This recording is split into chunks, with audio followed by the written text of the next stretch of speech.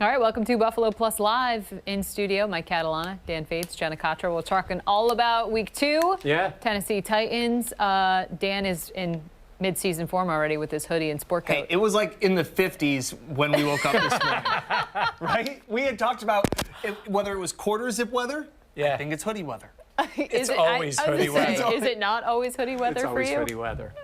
We got a lot to talk about with this game for Monday. I think it's going to be a fun game. I think it's going to be a fun atmosphere and another primetime game. How many tables do you think will be broken on Monday night? How many cases of the bat will be drank? That part will be big. Quite a few. That part will be big. We do want to hear from you. Make sure you're reaching out in terms of liking, commenting, of course, obviously subscribing to the Buffalo Plus YouTube channel.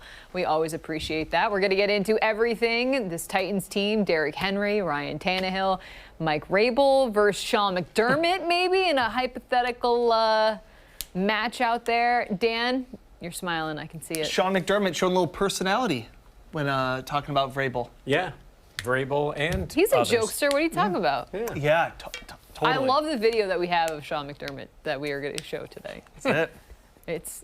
It's a funny guy. It's in all its glory, I feel like. Just fundamentals. Does this week feel a little bit not as intense as the opener? Like we talked about how special and different. No. It might feel that way right now. Here's the difference is because that game was that. months in advance. Like as soon as the schedule came out, Yeah. focus was on that game. This game's only going to have a week and change. We won the game on Thursday, had the weekend to watch 90% of the teams look like a mess, and then get ready for this game. And it's home. It's going to be. It just doesn't have as many storylines. Oh.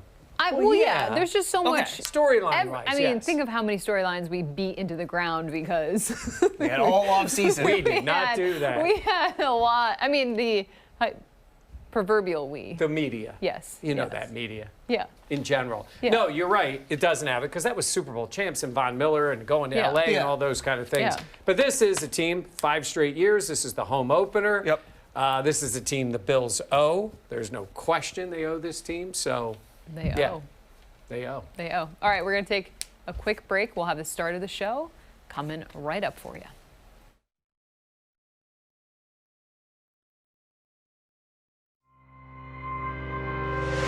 Buffalo Plus, your interactive look at the week in football, brought to you by Connors and Ferris.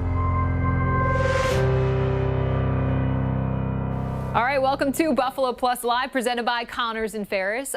Dan Fates, Mike Catalana. I am Jenna.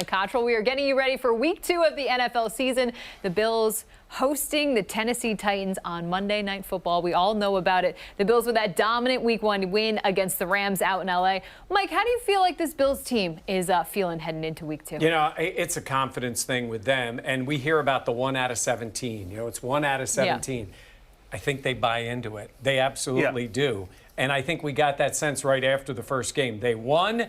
They were happy with it. They talked about moving on. And while other people can look and say, would there be, you know, you look like the best team in the league in that first game. Is that going to have any carryover?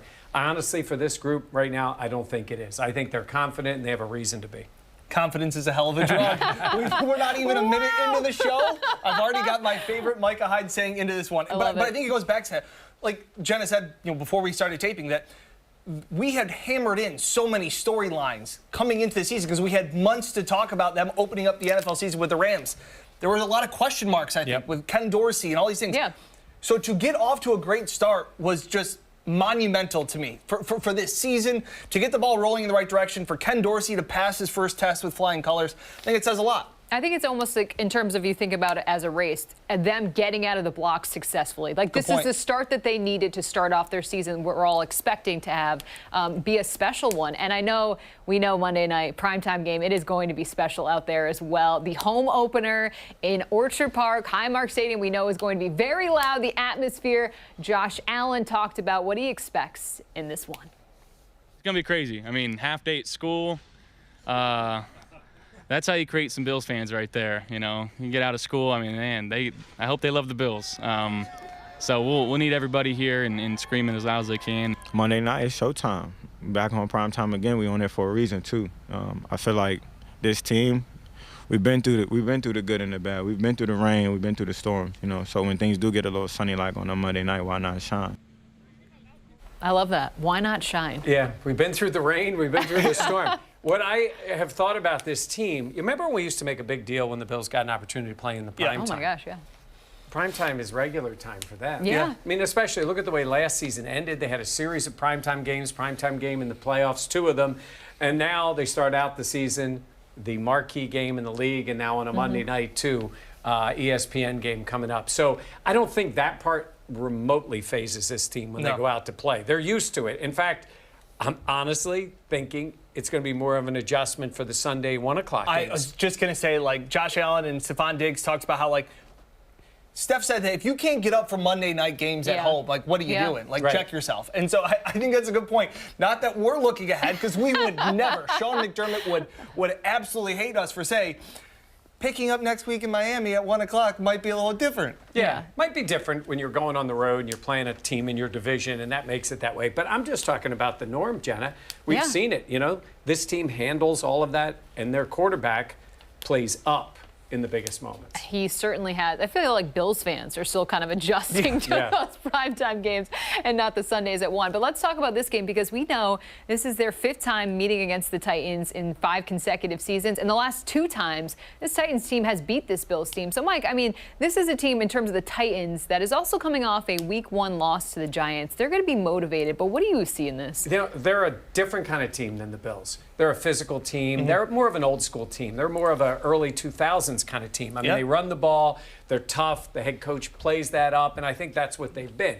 Now, look, they beat the Bills 2 straight years. One was in the Tuesday Titans game. That one was delayed so by weird. COVID. Crazy game. And they blew the Bills out in that game. And then last year, that was an odd one, too. The slip. Yeah, you know, late in the game, that was the case. And that's what everybody focused on. It was late in that game when Josh slipped and, you know, Derrick, it was Deion Dawkins didn't make the block, and then all of a sudden, ball's going back to the Titans. But if you remember in that game, the Titans were more physical than the Bills the entire game and took over in the second half, and I thought the Bills' defense kind of wilted. And the other thing about that game, it was a close game. And we've talked about this a lot. That was the Bills' Achilles heel last year, not being able to win the close games. I think that sticks with them long term, that they need to win those kind of games, but also with this Titans team. Forget about the one 2 years ago. That was a strange one. Last year was a game head-to-head. They lost, and they owe the Titans. And it's also unique because these are both teams, same head coaches, same kind of system, same kind of philosophies have continued. They're not a division opponent, but they seem to constantly be playing against them. You go back to 2018, I think the Bills won a weird game like 17-13. It was a low-scoring game. I think that was the game the kicker missed like 4 field goals for Tennessee. Then you had the Duke Williams game in 2019 when he had the game-winning touchdown in Nashville. You remember that? I remember that. So it's a weird dynamic. I am kind of on edge thinking something weird's going to happen in this game because it's just tendency, whether it's a Derrick Henry stiff arm into an internet meme or one thing or another. These teams just seem to play interesting games. Yeah, no, I would agree with that. Here's what Dawson Knox had to say about this meeting once again against the Titans. I think it's always going to be in the back of your mind how the last year or two have gone with that opponent.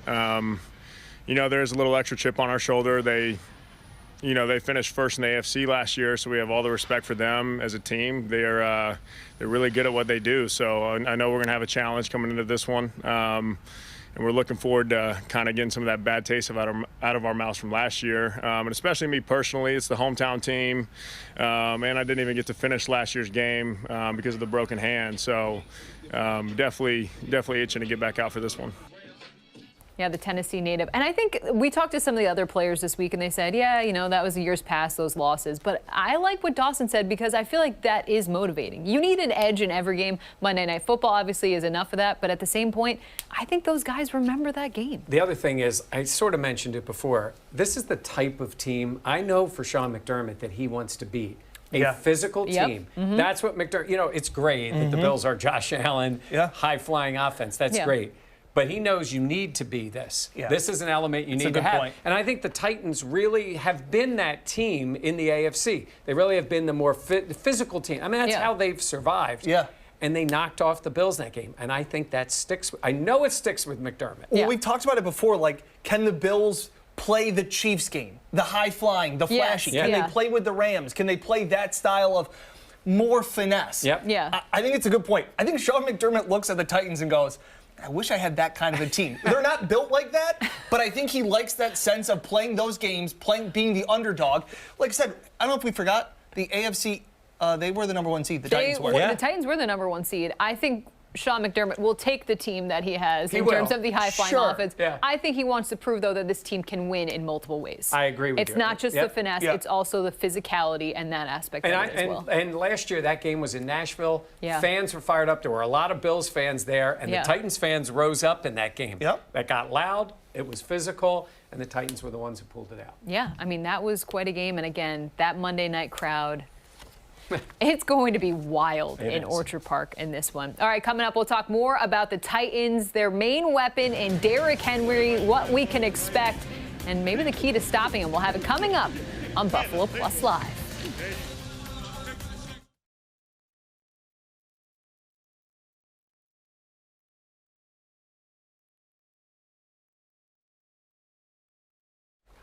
Yeah, let's do a couple comments. We've had a couple good ones here. Obviously, I think we've had some new subscribers over the last years. We're at over 17,000. Some people want to know where this fancy new studio is. Oh, They thought it could be in Jenna's living room. no, definitely not. This is not at Jenna's place. This is our studio back in Rochester. So, Yes, we work yeah. at a TV station. I don't think people know that Yes. or realize that. But this is the 13 Wham Studios in Rochester, New York. So this is not my house. I wish. This is not quite. I'm not quite big time enough for that. Some people are also adopting the hoodie sport coat look. Really? A lot of positive comments. You know A lot what? more Dan is positive the one comments. reading this. Mike, I need you to check Yeah, in yeah, on let that. me see. A lot It's a more very positive polarizing comments. look. I think you all have figured that out. Either you love it or you. I'm adopting the Really? look. Suit plus hoodie. Adopting the look. Okay. That's interesting.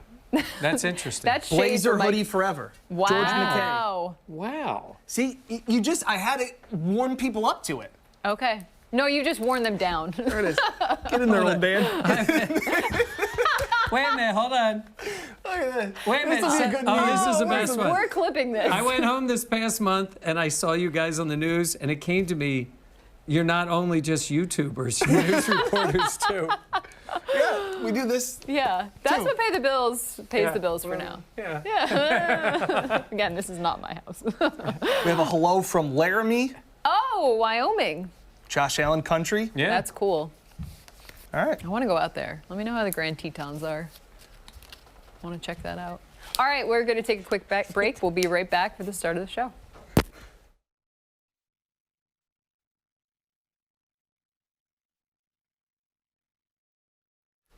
All right, welcome back to Buffalo Plus Live, presented by Connors and Ferris. All right, let's talk about Derrick Henry. We know the talent that he is, the size he is, the running back that he is. I mean, Mike, we've seen this guy before, and it's just because we know what the Bills know, that doesn't mean it's going to be easy to take him down. You know, I think of him like a back-to-the-basket center in basketball. He's old school in this way. Okay. And do you say, can you build your offense around him? That's tough to win in the playoffs. But in any given game, like if you had to stop a center who's tall, can get to the basket, a Shaq from years ago, he's tough to stop. I think if you build your offense around a running back, which is what they've done, I think it's hard to win big. I agree. I think it's hard to win in the playoffs. But we're not talking about the playoffs here. We're talking about an individual game. And look what he did to the Bills last year. He lit them up. He had the long touchdown. Second half. And he wore them down in Yeah. the second half of that game. There's no question. He's that kind of player. In the 4 previous meetings, though, actually 3 previous meetings, they held him to under 80 yards. Yeah. Like and I know that was the big thing that came out last year. I think he had 140 yards. He had the big 76-yard touchdown run. And besides that, I think he only finished with not much more than that. And that was the big joke, was that we said, well, if you took away the one big long touchdown, it's like, well, you can't do that. That's not what you're able to do at looking at the team. But I think this is one of those tests where this is a physical style. They've had extra rest. This is early in the season. The defense, I think, needs to be up to this challenge. And it's different with the Bills' front 4 this time around. So you don't think Derrick Henry is at his Derrick Henry form yet? No, I think that it's later in the season when defenses get worn down, the weather gets colder. That's when King Henry really continues to shine. Okay. Mike disagrees. No, I don't disagree at all. I think just like in an individual game, I think as it goes on, he becomes more effective. Sure. And in a season, a team wears down. And you were talking about people saying that the first game of the year is when players take the hits more often. You know, they haven't hit during the whole time of the year. I think that's impactful too. They're just learning to tackle again. Derrick Henry's not really a guy you want to deal with when you're just figuring out how to tackle again after a long off season. Yeah, I would certainly say so. Actually, I love this from Von Miller because he talks about how he's been a fan of Derrick Henry. He's watched his game for a long time, and he sees some similarities between the two. You know, me and Derrick Henry are the exact same size. You know, we exact same size, exact same weight. I think my 40 time is just a little bit faster than he is. And his vertical is just a little bit higher than mine, you know. But, you know, it's cool because I always felt like I could play offense. You know, I always felt like I had, you know, the skill set to play wide receiver, tight end, you know, quarterback, running back. And, you know, to see somebody that's the exact same size as me with the same measurables play running back at an elite level for so many years is pretty cool. I'm living my running back dreams through him. Von Miller also dropping that he one day hopes to be a general manager as well. But when you think about it like that, a pass rusher the size of Von Miller on the offensive side of the ball, Dan, that is scary. Yeah, we always joke around that he looks like a linebacker, and there's a linebacker saying he looks exactly like me. Yeah, I mean, we are talking about a mountain of a man who can run, too. Yes. So I remember the play last year, and I think it was Micah Hyde who was waiting on him and took the hit. But he's a powerful player, and that's what wears on you a little bit. The thing about this team, though, it's a different team than the Bills saw a year ago when they were there, mostly because of the weapons that they lost, in particular A.J. Brown. And this guy is a dominant wide receiver that they traded to the Eagles, and they've tried to go with Treylon Burks and some other wide receivers to try to make it work.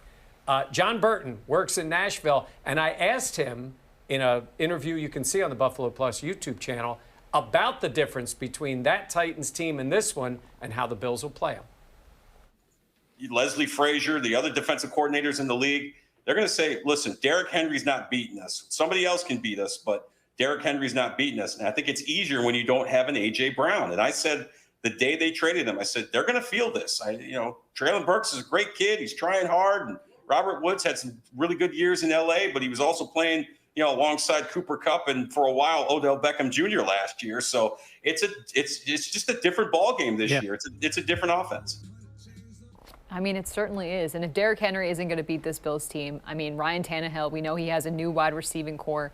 But I mean, A.J. Brown, like you said, he's gone. I mean, that's a huge portion of that Titans offense that will no longer be on the field for Tennessee. Well, and Tannehill was brought in to be the backup. And then all of a sudden he emerged as the starter, took back the reins after he kind of was run out of Miami. And we kind of thought like, whoa, who is this resurgence of an MVP caliber quarterback? Well, I think he's turned back into a pumpkin a little bit. I think he's regressed to his norm of who Ryan Tannehill is. And I think that what you're saying and like what we talked about with Derrick Henry, like make Ryan Tannehill beat you. I think you know that phrase. There's guys you can win because of and guys you can win with. He's a guy you can win with, because he can move the ball, even in the game against the Giants. They should have won the game. He made one great throw, set him up for a field goal, and they didn't get it. But he's Ryan Tannehill. He's not Josh Allen. He's Ryan Tannehill. Big advantage Bills coming in. So you're saying quarterback advantage Buffalo? I just want to make sure we have hot off the presses. Yes. All right. Coming up after the break, we're going to talk even more about this Bills-Titan matchup. And a matchup Sean McDermott talked about. A little trash talk from McDermott. We'll have it coming up after the break.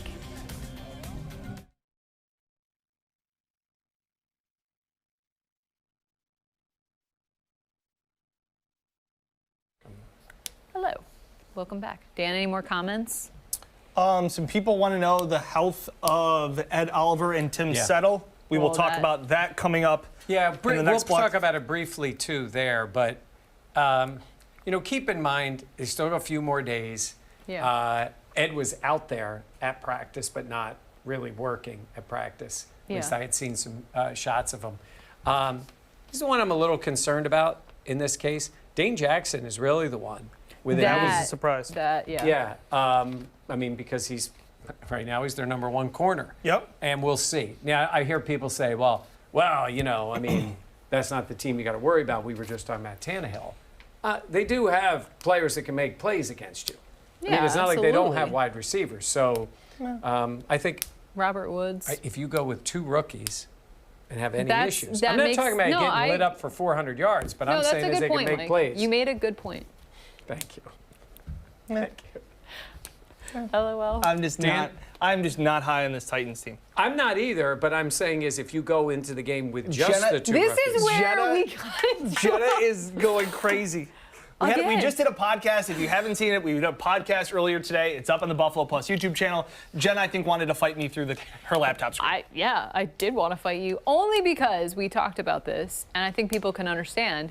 The Titans played a bad game in week 1. Are they more talented than the way they played? Yes. Will they be as good as the Bills talent-wise coming into this game in week 2?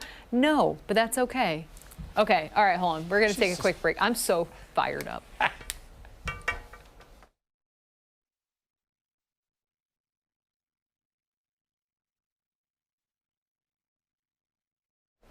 All right, welcome back to Buffalo Plus Live. Let's get into what we're talking about for this Monday night game. And let's take a look at the injury report that is sponsored by UR Medicine Sports Medicine as the Bills releasing this.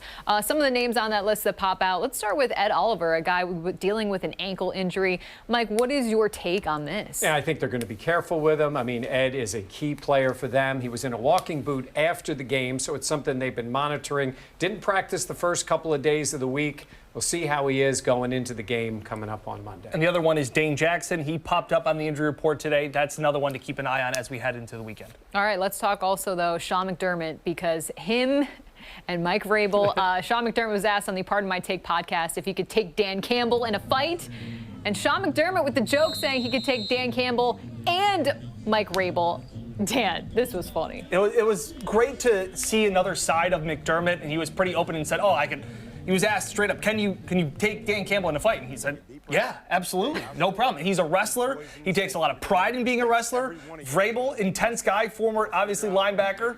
But, Mike? Yeah, well, he was asked about both of them, as considering these were on the podcast, they were the 3 toughest NFL coaches. NFL coaches, Yeah. right? And how would he do against them? And Sean leaned right in and said that. Now, Vrabel's a different breed of cat here a little bit. I mean, Campbell is nuts. Insane. But he is a huge man. He really is. Yeah. I mean, he really is. We know Sean was joking, right? Yeah. I mean, yes, of course he was joking. He's my What golf I partner. wanted to know, He was joking. what I want to know is, did Campbell and Vrabel think he was joking? You know, see Vrabel's that. got that Patriots ties to him, played against him in the Super Bowl. So, All right, we'll look, see. I think Sean McDermott would handle himself just fine. Get down low like a wrestler. Low man wins. Yeah, absolutely. Right? There's no doubt that he'd find a way to win. All right, well, you got some insight about this game, Mike. Yeah, we talked a little bit with our sponsor, Greg Connors, about the game. Greg was out in L.A., seeing what was going out there, picked a winner for the Bills in the first game. So we talked a little bit about what would go on in this one and his thoughts on what the key to the game is and what he has as the final score. Look, the Titans are one of the best running teams in the NFL. They've got probably the best running back in the NFL. So how does this defense stack up now against a strong run team that has really given us problems? That, to me, is going to be the number one question in terms of the outcome of this game.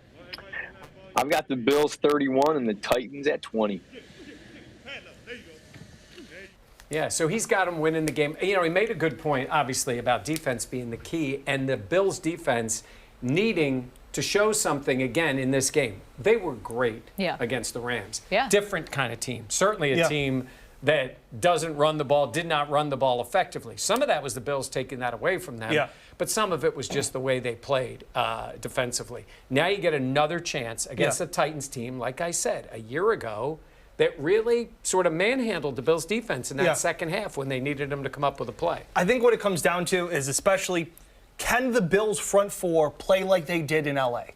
That's something that we haven't seen out of this Bills team. To be able to get pressure on the quarterback without blitzing. They didn't blitz at all. Now, they also did that, I believe, in Kansas City. They did that in the playoff game, right? Yeah, that was a little bit different, though. In that case, it was more not sending pressure, maintaining your lanes against a guy like Patrick Mahomes. Right. In the case of the game in L.A., the 4 guys were attacking the quarterback, and it worked. Able to get pressure. But Yeah, what you hope for sacks. is that front four can kind of, take on those 5 linemen to free up Tremaine and Milano to come in and make those tackles. Yeah. So it's a little bit of instincts. It's all of that goes into it. But hopefully the front four is something that they didn't have before in years past. Yeah. And when the front line plays that well, it just feeds all the way to the back. Makes it and easier, especially, again, with the young corners getting a lot of time on the field, having that front six, we'll say, dominate like they did against the Rams. If they do that again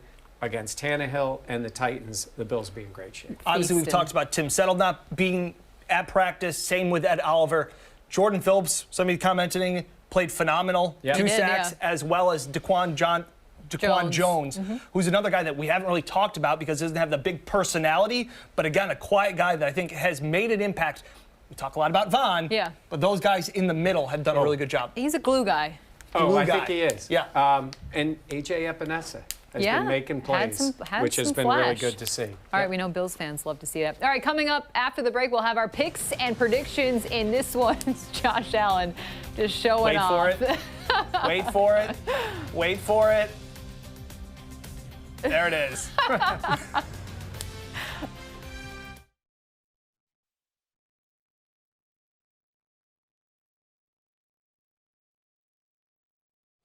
Hello, welcome back. We're going to talk our picks and predictions. Okay.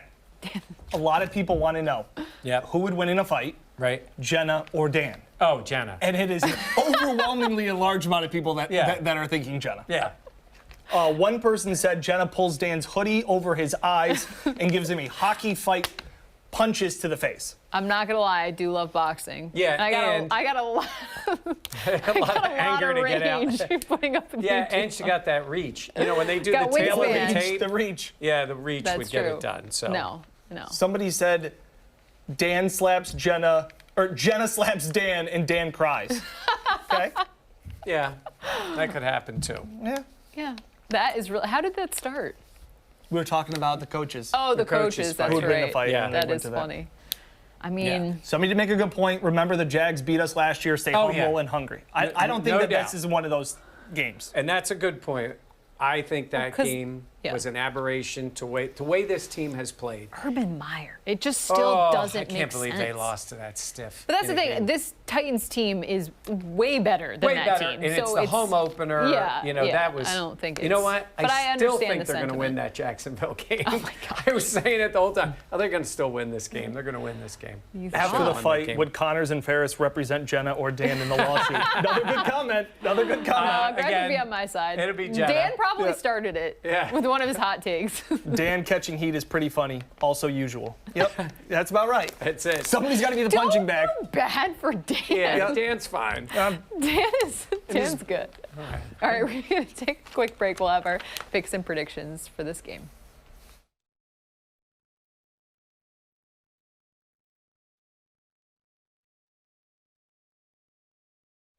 All right, welcome back to Buffalo Plus Live, presented by Connors and Ferris. All right, let's talk about this game. We'll have our picks as well as our predictions. Mike, we have something special for you later on in the block you don't know about, which I'm very excited for. She's really excited about it. I'm really excited. I think fans will enjoy it as well. Dan, let's start with you. What are you thinking? Look, I was unsure about that opening night game, the defending Super Bowl champs, but this is a big advantage that they played Thursday and now have extra time heading into week 2. Since 2011, teams that have played on Thursday night are then 17-3 straight up in week 2, 16-4 against the number. I think the Bills have prepared for this. They have seen the Titans before several times, several years in a row. Yeah. I just really like this offense, and I think their defense shuts down what little things the Tennessee Titans can do. We talk about making teams play with one hand tied behind their back. If they can stop Derrick Henry, which I think they will with this new front four, I don't think this game's close. 33-16. I think Vrabel tries to make this close somewhere down the end.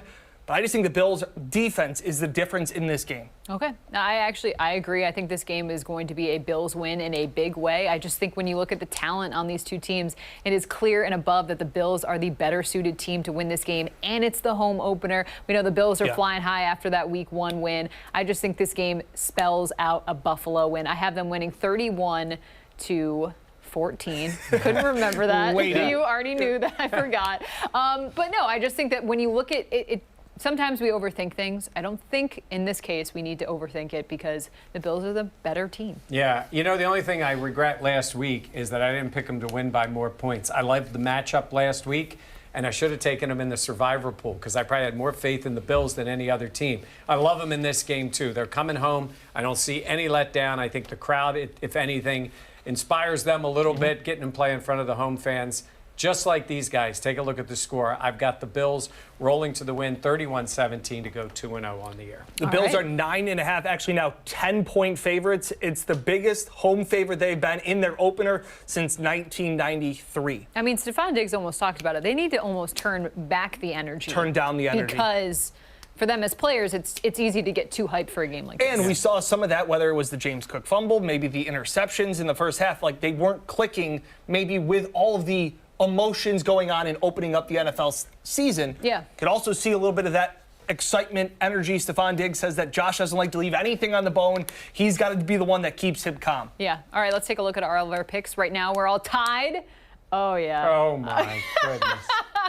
We had to search the internet far and wide. I'm glad you kept that PG. No kidding. Wow. I'm not sure what story that was from. I don't know, but that's a terrible jacket and I was tie. just thinking the beige jacket. That's okay. Yeah, that's probably the last time I wore beige. You know what? Let's leave that in the past. All right, there's a look at our Bills picks. And we want to remind you, if you want to subscribe to our Buffalo Plus channel, just scan the QR code right on your screen. That'll take you right to the Buffalo Plus YouTube channel. And there you can like, comment, and, of course, subscribe. We always appreciate it as we're gaining even more followers. For Mike Catalana and Dan Fates, I am Jenna Cottrell. Thank you so much for joining us on Buffalo Plus Live, presented by Connors and Ferris.